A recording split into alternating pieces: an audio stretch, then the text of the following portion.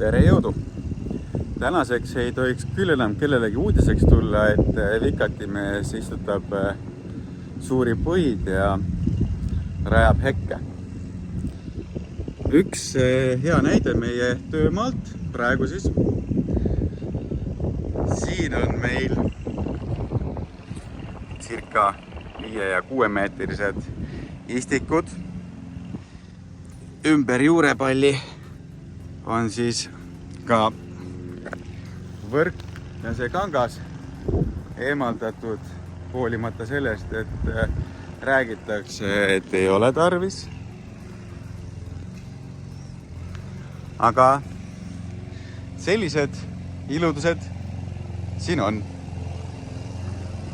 Mõnusalt pikad ja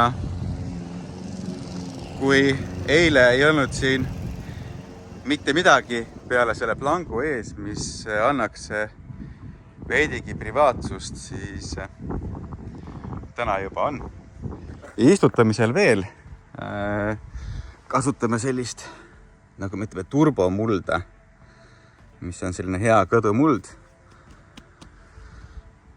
Siis peaks andma sellele taimele ka paremad tingimused kohanemiseks.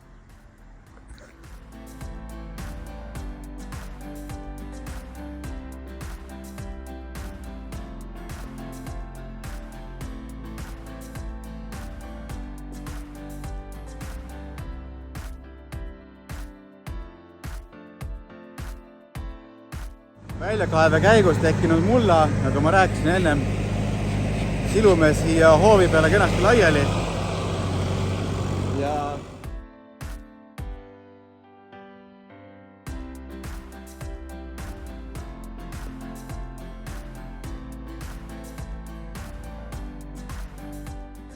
kui teil on ka probleeme privaatsusega või et naaber piilub sisse,